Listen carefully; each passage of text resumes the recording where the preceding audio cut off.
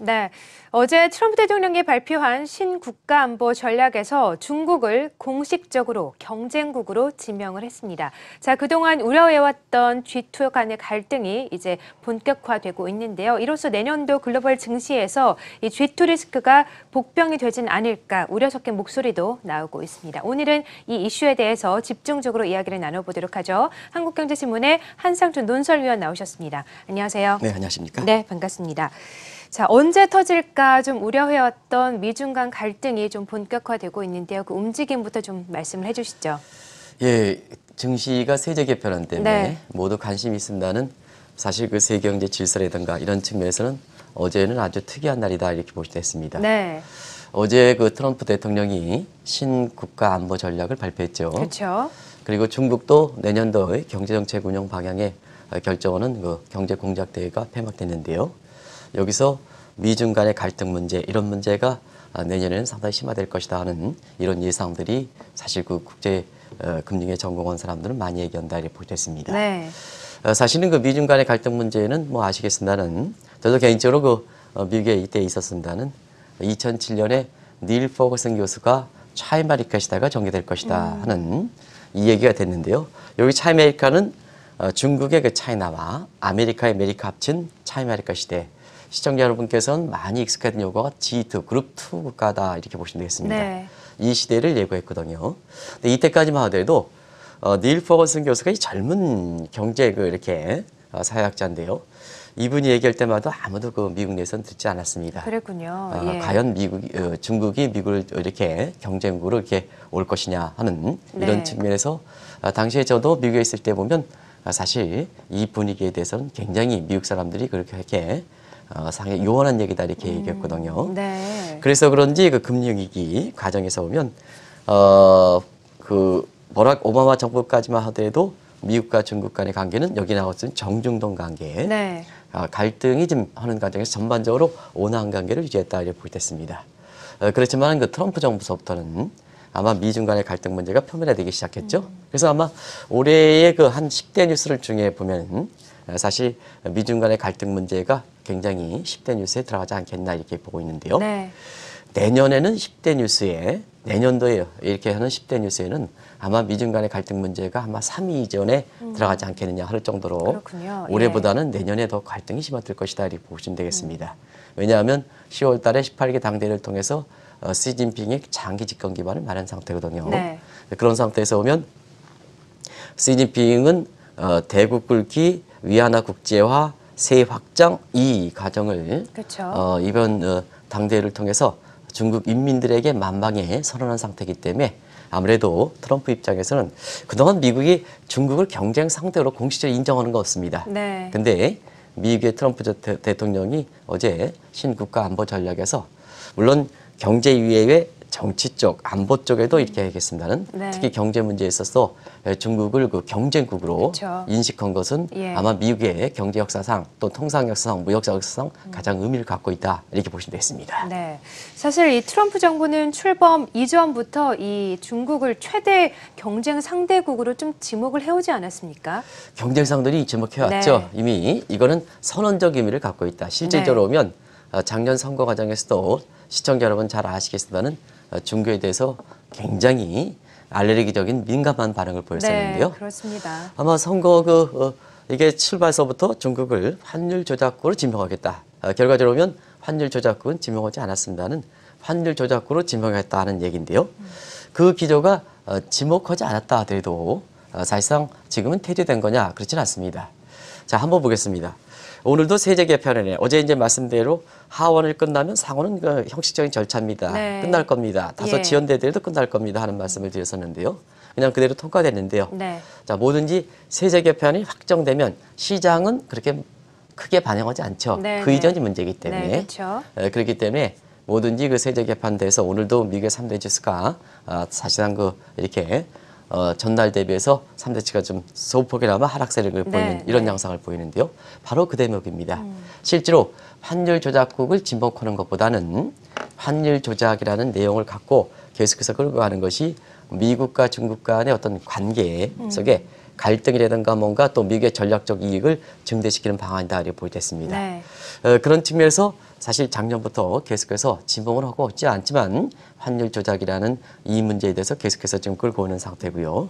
그다음에 트럼프 정부 출범 이후에서부터는 아마 트럼프 정부의 역대 경제 강요, 미국의 정부의 역대 경제 강요에서는 트럼프 정부의 특정 국가를 지목해서 인사를 하는 경우는 처음 있었다고 보겠습니다. 그렇군요. 예, 그래서 예. 중국을 그 전방에 압력을 하기 위해서 아시겠습니다는 NTC 국가무역위원회에서 네. 나바로 교수를 좀 임명했죠. 이분은 아주 굉장히 중국에 대해서 이 책 쓴 거 보면요, 중국에 네. 대해서 아주 강한 그 부정적 시각을 갖고 있는 사람이거든요. 그래요? 예. 그리고 상무부에는 월버스 해서 이분도 중국에 대해서 굉장히 강력한 이런 기조를 갖고 있다고 보겠습니다. 네.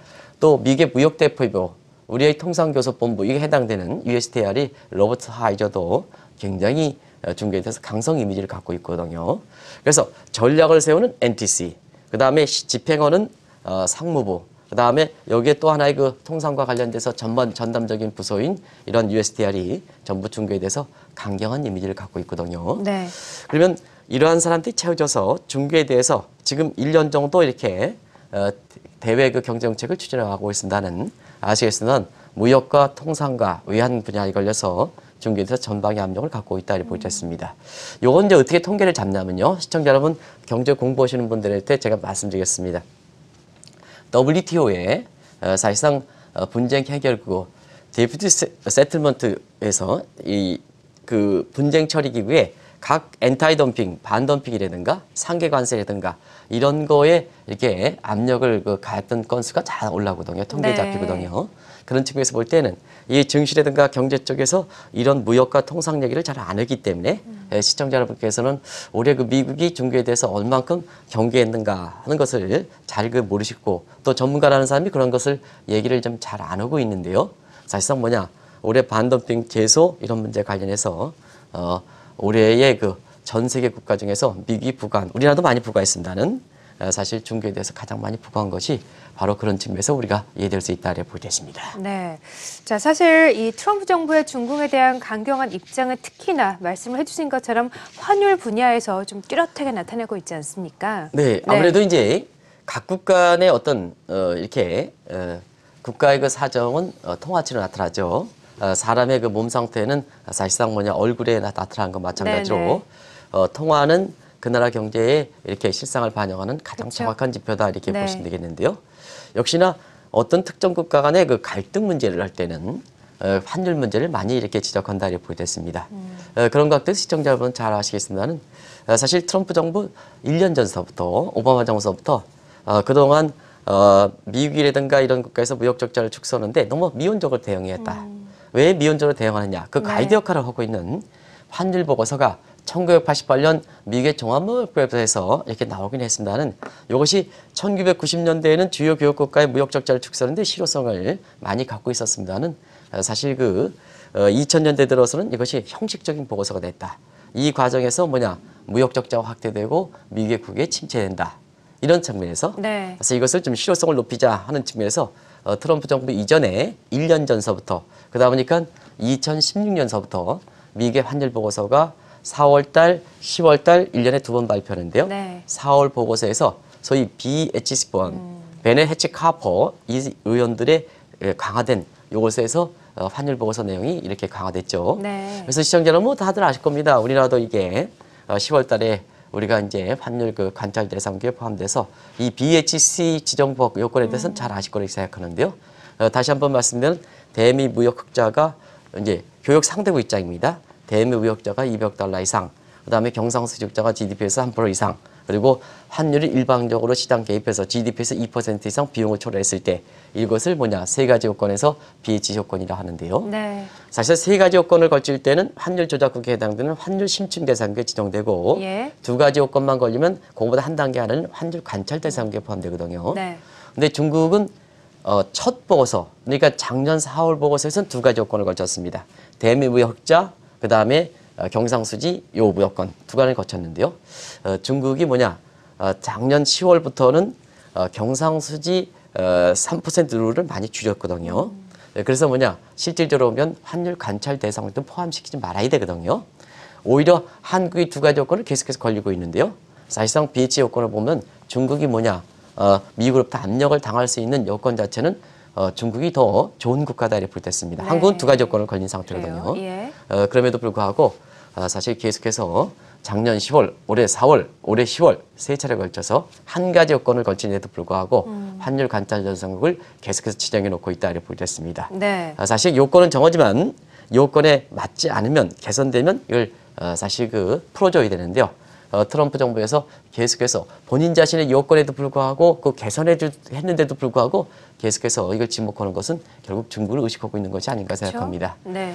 그런 차원에서 최근에 18기 당대회를 끝나고 네. 시진핑의 장기 집권을 이렇게 선언한 상태에서 보면 예. 최근에는 그런 BHC 요건을 관계없이 언제든지 중국을 환율 조작으로 때릴 수 있다 하는 것을 다시 한번 미국 입장에서 재강조하고 있는 거거든요. 네. 그래서 사실 올해 10월에 시진핑이 장기 집권을 토대로 해서 미국과 중국 간의 갈등이 표면화되다 보니까 이번에 신국가 안보 전략을 트럼프 대통령이 발표할 때 공식적으로 경제 측면에서는 처음으로 경쟁국으로 중국을 지목했다 이렇게 볼 때 있습니다. 네.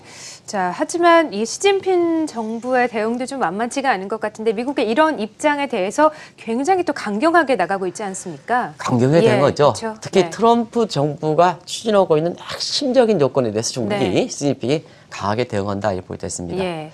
물론 이제 중국은 전통적으로는 대외국가 특히 자기 자신에 대해서 아주 강력한 경제 상대국에 대해서는 덩샤오펑의 대외 전략을 그대로 따르는 측면이 있습니다. 시청자 여러분, 덩샤오펑의 대외적인 전략이라는 것은 중국이 전통적으로 대외 정책 기조에서 유지하고 있는 것은 자막에 나오겠으면 흥묘백묘 전략입니다. 자, 흥묘백묘 전략이라는 것은 아시겠습니다는 덩샤오펑이 대외 정책 기조에 아주 핵심적을 이루고 있는데요. 그런 측면에서 보면 자, 흰 고양이든 검은 고양이든 네. 목적만 달성하면 그쵸? 된다. 네. 이런 얘기거든요. 그렇지만은 그런 전략과 관계없이 시진핑 입장에서는 자, 미국에 대해서 아주 미국의 아킬레스건을 건드리는 양상을 보이고 있는데요. 일단 트럼프의 뉴딜 정책 아닙니까? 네. 트럼프 뉴딜 정책이 오늘 상원에 통과해가지고 확정됐지 않습니까? 그렇죠. 예. 그럼 트럼프 뉴딜 정책에 트럼프 노믹스에서는 한편으로선 양대축인데요. 뉴딜 정책에서 SOC 건설에서 도로, 항만, 철도 이렇게 건설해서 케인즈 방식의 이렇게 트럼프 뉴딜 정책이고요. 다른 한편 세입적인 측면에서는 텍스 컷 정책이거든요. 그래서 본인 자신의 트럼프의 가장 핵심을 갖고 있는 뉴딜 정책에 대해서 중국이 뭐냐? 중국이 1대1로 이것도 SOC 분야거든요. 네. 1대는 맞대고는 양상을 보이고 있다 이렇게 보이고 있습니다. 그래서 올해는 AIB, 아시아인프라투자은행이 2년 차를 되면서 사실 초기 단계부터 좀 사업적인 측면에서는 부진한 양상을 보였었거든요. 네.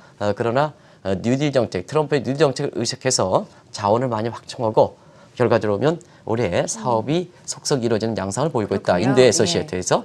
그래서 트럼프가 갖고 있는 가장 아킬레스건을 건드린다는 얘기입니다. 두 번째는 자, 트럼프가 대외적으로 보면 국위구선의 보호주의를 천명하지 않습니까? 네. 그러면 2차 세계대전 미국 중심의 체제에서는 자유무역제거든요. 그 기수가 역할을 했던 것은 미국인데요. 트럼프 정부 오면서 자, 세계화에 대해서 반성을 제기하면서 자, 기업의 리쇼어링, 그다음에 달러 리쇼어링, 그 핵심적인 것이 오늘 확정됐던 텍스 컷 정책이거든요. 네. 세제 감면이거든요. 예. 그래서 세계화 반대적인 측면에서 미국의 국익을 중시하는 보호주의인데요. 자, 한번 보겠습니다. 가장 미국 입장에서 그동안 주력해왔던 것이 자유무역 확대거든요. 그런데요, 시진핑이 공개적으로 보면 올해 다보스 포럼도 이례적으로 참여했고, 그 다음에 중국판 다보스 포럼이라 하던 바이오 포럼에서 모조리 트럼프가 강조하는 보호주의에 대비해서 자, 중국이 대신하겠다. 세계화 자유무역의 천병으로 대신하겠다 하는 네. 입장으로 지금 시진핑이 이렇게 오는 상태거든요. 예, 예. 그렇다 보니까 모든 면에서 이렇게 충돌이 되지 않느냐. 그래서 지금은 국제사회에서 보면 자, 어제부터 신국가안보 전략 발표하고 중국의 경제 공작이 끝나면서 내년도에 세계 경제 질서를 얘기할 때 팍스 아메리카와 팍스 시니카 간의 충돌이다. 이런 얘기를 하는데요. 다들 네. 아실 겁니다. 팍스 아메리카는 미국 중심의 체제고 그쵸. 팍스 시니카는 중국 중심의 체제다. 네. 그래서 지금은 자, 차아메리카 시대 G2 체제 한 단계 더 돼서 질서적인 측면에서는 팍스 아메리카, 팍스 시니카 세계 경제를 이끌어가는 두 국가 간의 충돌 문제가 지금 본격화되기 때문에 내년 경제라든가 내년 증시에 이것이 최대 복병이 되지 않겠냐 이런 예상들이 벌써부터 나오고 있다 이렇게 볼 수 있습니다. 네. 자, 일부에서는요, 이렇게 미국과 중국 간의 갈등이 이 트럼프와 시진핑, 이 개인 간의 갈등으로 좀 보는 시각도 나오고 있더라고요. 왜 이런 시각까지 나오고 있는 걸까요? 사실 두 네. 사람은 제가 이제 학생들 강의할 때 이렇게 이런 얘기를 합니다. 네. 트럼프라든가 시진핑은 결혼 상대로 적당합니까? 이런 얘기를 하거든요. 네. 근데 뭐 이경원 앵커께서도 이게 방송 전에 적당합니까? 이렇게 이제 여쭤봤더니 네. 사실 저는 싫어합니다. 이렇게 이제 말씀을 하셨는데 예. 대부분 다 학생들도 그러한 시각을 갖고 있는 것 같습니다. 네. 사실 그런 정도로 굉장히 부정적 이미지를 갖고 있는 데에는 부정적 이미지를 갖고 있는 데는 여러 요소가 있습니다는 아무래도 트럼프 대통령, 시진핑 이렇게 뒤쪽에 이렇게 딱 보면요. 굉장히 좀 웃고는 있지만 굉장히 좀 욕심이 많은 사람처럼 네, 비치죠? 강경해 보여요. 강경해 보이고 네. 욕심이 많은 사람으로 해서 보통 이제 이렇게 결혼 신랑감으로 이렇게 적당치 않다 하는 것도 시청자 여러분 요 뒤쪽에 화면을 보면 잘 아실 수 있지 않냐 생각합니다. 네. 아시겠습니다는 트럼프는 남이 잘 되는 꼴은 잘 이렇게 지켜보지 못하는 사람이거든요. 그래서 지금까지 출범 이후에 미국의 대내 정책에서 보면 사실 오바마가 잘 된 작품 오바마 케어 도드 프랭크 지우죠. 네, 맞습니다. 그다음에 대외적인 예. 측면에서 보면 아시겠습니다는 대외적인 측면 보면 지금의 중동 정세를 이끌어가고 있는 이란에 대한 경제 해제 조치에 대해서 사우디가 반발하니까 사우디 쪽으로 붙으면서 네. 지금 복잡한 양상을 이렇게 보는 측면인데요. 결과적으로 보면 이 오바마 정부 때 잘 된 작품을 싫어하는 분위기거든요.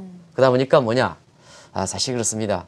이런 과정에서 이 트럼프가 그동안 이렇게 보여준 자세 보면 이번에 4년 연임을 잘 끝내고 네. 4년 임기를 잘 끝내고 다음 4년 후에는 연임을 도전하겠다 이런 입장을 보이고 그렇군요. 있거든요. 예. 그러니까 본인만 알아달라는 얘기입니다. 그죠? 결과적으로 네, 보면 네. 본인만 알아달라는 얘기거든요. 본인만 알아달라니까 지금 경쟁 상도로 시진핑이 올라오다 보니까 그 사람에 대해서 좀 이렇게 의식을 안 할 수밖에 그렇죠. 없죠. 견제하게 그렇죠? 되죠. 예. 근데요. 시진핑 국가주석은 또 어떠신 분이냐 하는 것을 네. 좀 말씀드리겠습니다. 예.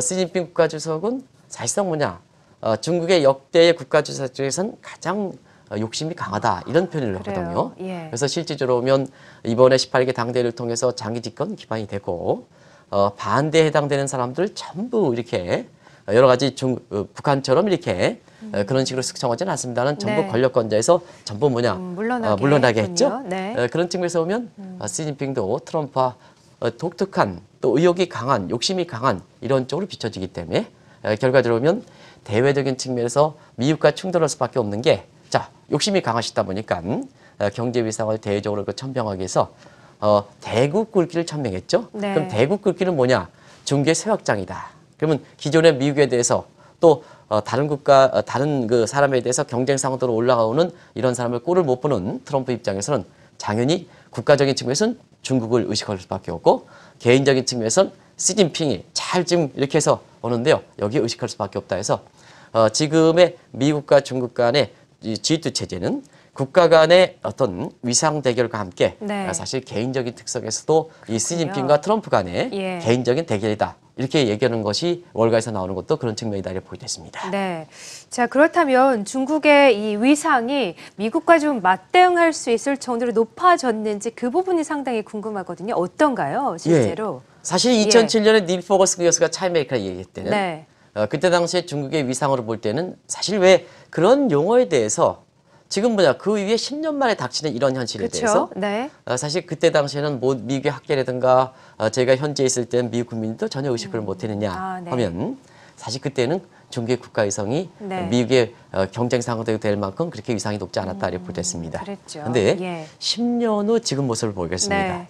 10년 후 이게 중국의 위상을 보면 중국의 위상을 평가할 때는 이렇게 평가합니다. 일단은 수출이 굉장히 중요하고요. 그 다음에 시가총액 얘기하고 외환보이고 얘기하고 그 다음에 구매력 기준으로 GDP를 얘기하거든요. 그 순서대로 지금 중국의 위상이 미국과 맞대응을 뜰 정도로 높아졌느냐 하는 걸 보겠습니다. 일단은 수출은 5년 전에 독일을 제치고 1등으로 부각됐죠. 네. 그래서 1등의 지위를 계속해서 유지한 예. 상태다 이렇게 됐습니다.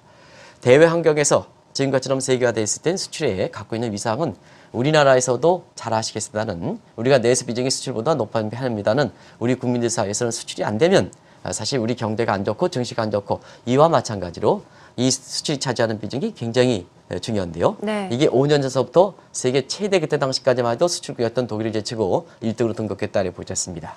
그리고 외환보유고는 지금 한 3조 달러, 이거보다 좀 더 많은 상태거든요. 세계 전체 IMF가 전 세계 외환보유고는 얼마냐, 한 110억 달러 정도로 110조 달러 정도로 이렇게 보거든요. 예. 이 중에 이제 3조 달러, 아, 3조 그래요? 달러니까 한 예. 30% 차지, 죄송합니다. 11조 정도로 보고 네. 있습니다. 죄송합니다. 그래서 3조 달러 정도 보니까 전 세계 국가들이 갖고 있는 외환보유고가 30%를 차지하고 있다 이렇게 네. 보겠습니다. 그리고 시가총액을 보면 중국이 신흥국입니다. 또 사회주의에서 지금 혼합경제로 시장 경제로 오는 혼합경제 대표적 경제인데요. 이 시가총액을 보겠습니다. 2014년 12월 이후에 미국에 이어서 일본을 제치고 2위에 해당되는 거거든요. 네. 그리고 구매력 기준한 GDP를 보겠습니다. 예. 이거는 2016년부터 또 미국과 거의 육박하는 상태거든요. 아, 그렇군요. 이런 상태거든요. 그러면 시청자 여러분 아시겠습니다는 하드웨어적인 측면에서 보면 사실 미국에 맞대응할 정도로 오히려 네. 미국보다도 웃돌 정도로 그러네요. 하드웨어 측면에서는 중국이 굉장히 강한 경쟁 상대로 등장했다 이렇게 볼 때 있고요. 네. 왜 아직까지 힘을 못 쓰냐 하면 소프트웨어적 측면에서는 이 중국의 부정부패가 심하다. 그래서 이 몸집은 컸는데 이게 몸집에 대해서 진짜 신뢰가 되려면 이게 지능이 따라야 되는데 지능적인 측면에서 경제에서 보면 부정부패에 해당되는 부분이 크거든요. 그래서 시진핑 이렇게 국가주석이 중국에 대해서 부정부패만 있으면 오히려 한국보다도 아주 속속들이 전부 이렇게 건자에서 물려가게 하는 이런 모습을 보이고 그래요. 있거든요. 예, 예. 그래서 강력한 부정부패를 통해서 하드웨어 측면에서는 미국을 제칠 정도로 위상이 높게끔 소프트웨어 측면, 경제지능에 해당되는 부분에선 부정부패를 척결해서 투명성을 제고하고 투명성을 제고하면 잘 중국에 대해서 보이니까 신뢰가 형성되고 신뢰가 형성되면 이렇게 중국의 몸집이 커진 부분에 대해서 국제적으로 인정받는 사회가 된다. 그래서 지금은 중국이 부정부패 최우선, 특히 시진핑 국가주석이 전 모든 국가가전 중에서 부정부패만큼은 내가 주도하겠다 하는 강력한 의지를 보이는 거다 이렇게 보여졌습니다. 네.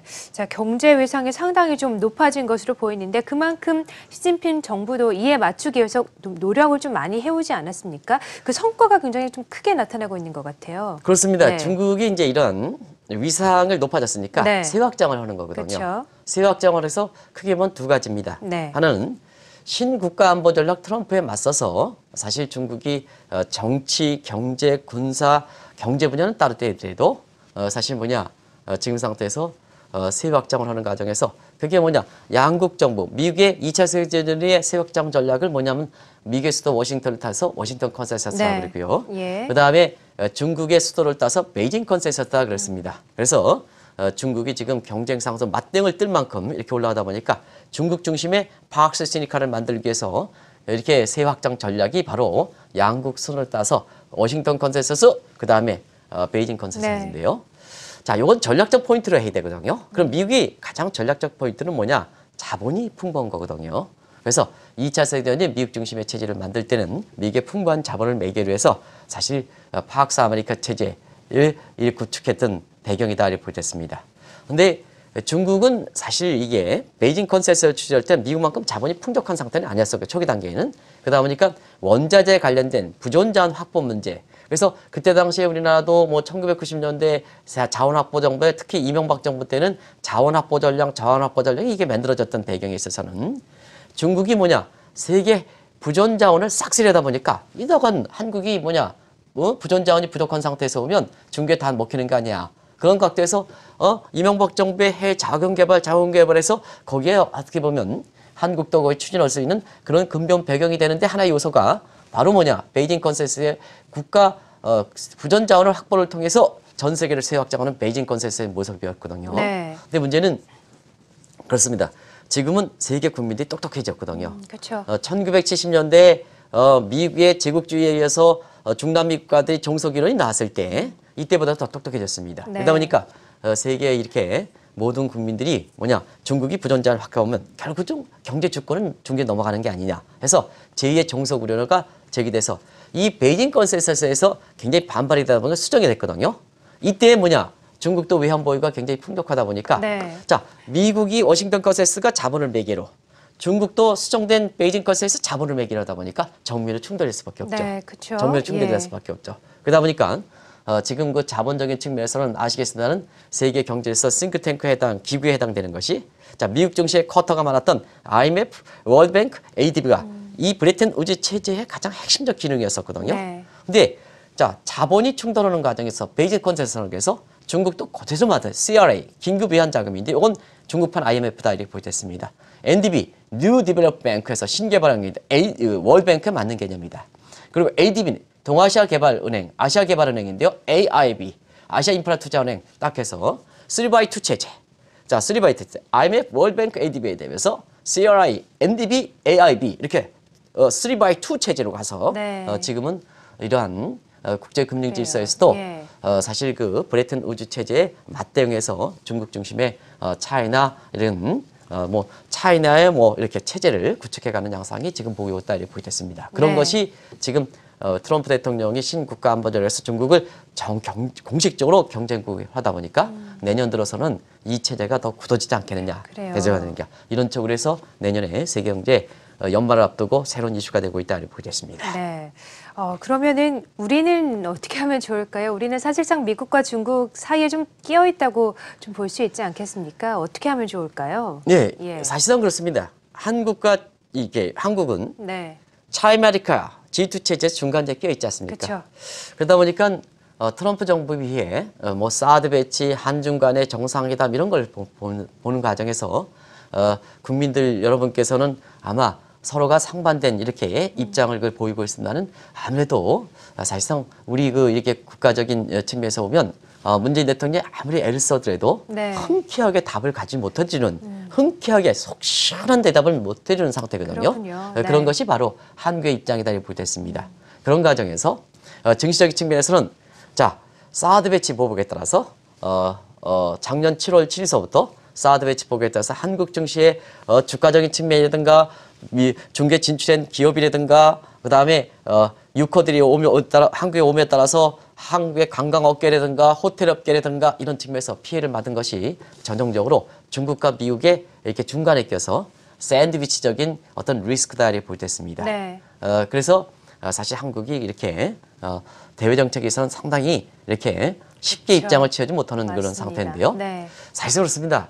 이러면 자 이쪽에 미국에 갔다가 또 중국에 갔다 하면 더 혼란스러울 수밖에 없거든요. 네, 그런 측면이기 때문에 제가 국제금융 30년 종사하는 상황에서 보면 너무 조급하게 하면 안 된다 하는 입장입니다. 이런 네. 갈등 관계에 있었던 국가들이 방송을 위해서 한번 쭉 점검했더니 가장 합리적으로 대처하는 이런 것을 보면 너무 급하다 이쪽도 둘러봤고 저쪽도 둘러봤고 하면 사실상 원한 관계만 해서 중간자적인 어떤 그렇죠. 피해는 더 센다 이렇게 보겠습니다. 그래서 철저하게 균형 입장을 취할 필요가 있다는 걸 말씀드리겠습니다.